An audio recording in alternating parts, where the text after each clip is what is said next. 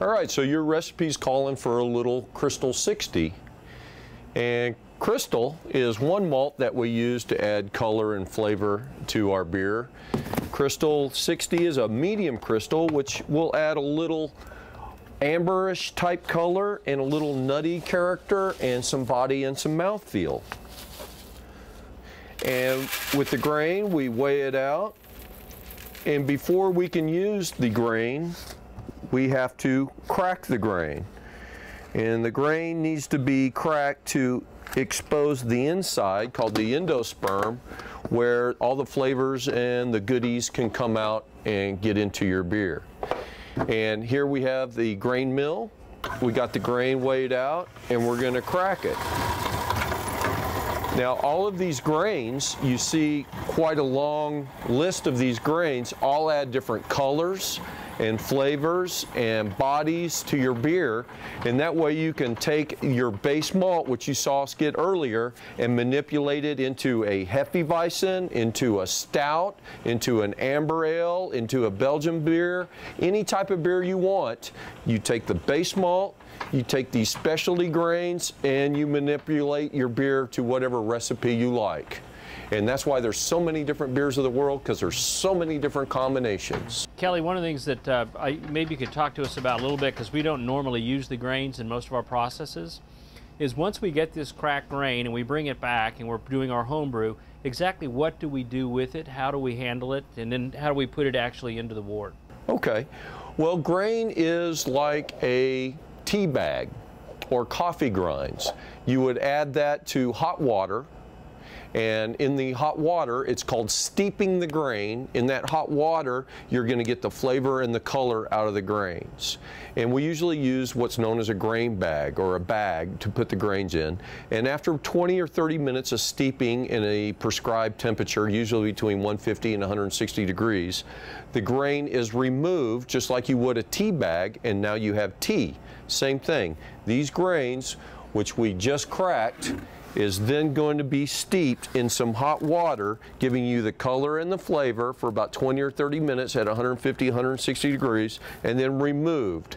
That's what we're going to add the malt extract syrup to, and that's what we're going to boil for an hour with our hops. So it's pretty similar to the sock hops we use. Exactly. Sock hop is a type of bag that we'll get to in just a second when we get our hops and our yeast. Let's get our hops and yeast right behind you in the refrigerator. And we got to keep them refrigerated to keep them fresh. And let's start off with the hops. What is your recipe calling for? We're going to need some Cascade hops for this. Cascade. Cascade hops are very citrusy, kind of like Sierra Nevada uses that. Cascade is what we call a dual purpose hop. It can be used as bittering, flavor, or aroma. Cascades hops are used 3 different times in your beer to give you flavor and bitterness and aroma depending on how long you boil them. Okay, there's several different hops to choose from. Cascade being probably the most popular one, but there's traditional German Hallertau known as a noble hop. There's English Vogel hops. There's German Spalt hops. There's American really high bitter Magnum hops. All of these give you different flavors and aromas and bittering levels depending on which way you want to go. Here's your Cascade right here. When you buy hops, you want to look for the alpha acid listed on the hop. Alpha acid will determine how much you want to use if you're really concerned exactly to get the bitterness level every time you brew for consistency. And all hops will have alpha acid listed on it. How much of the hops did you need? We normally use about 4 ounces.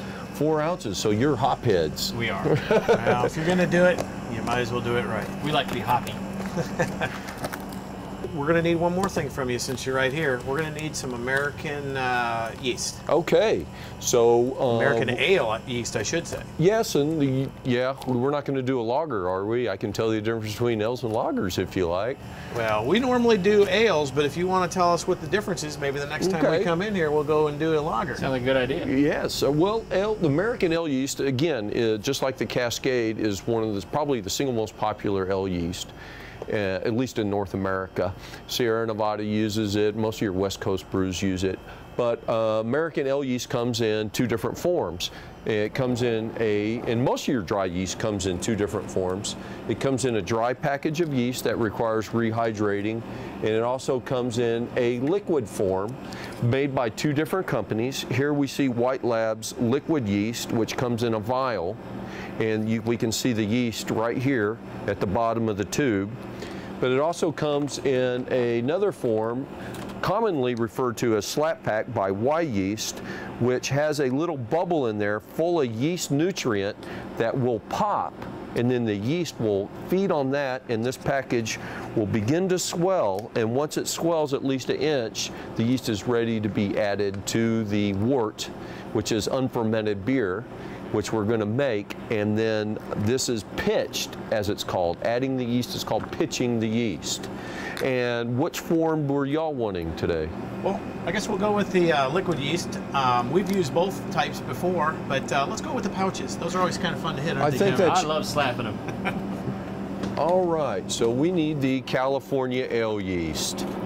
And that would be commonly referred to as Chico yeast, because the yeast strain is from Sierra Nevada Pale Ale, which is in Chico, California. So we commonly refer to it as Chico yeast. And here we have Y Yeast 1056 American Ale yeast. Perfect. All these different yeasts you have to choose from all provide different flavors and different aromas. When they feed on the sugar, fermentation, and produce alcohol and CO2 gas, they also produce flavors. And at different temperatures, all yeast make different flavors, but actually each yeast produces different flavors as well. So this is probably the single most important ingredient in beer other than water. So it's water, yeast, hops, and malt, and I think we have all 4 of our ingredients if you got water at home. Well, great. We're ready to go, I think. All right, let's go. Let's go brew. All right, I think we got everything. Anytime you come to a homebrew shop and get some ingredients, you need to ask yourself, do I have hops? Do I have malt? Do I have yeast? And do I have water? Well, extras. Kevin, socks. Sock box? Yeah, we need the socks. Okay. Let me grab So those anyways, real quick. in addition to this, of course, you know, bottles, everything else, but it looks like we got just about everything we need. And cleaner, sanitizer. You know what? I need some more iodine. Iodine. And we use that for cleaning. In addition, we use that instead of the bleach.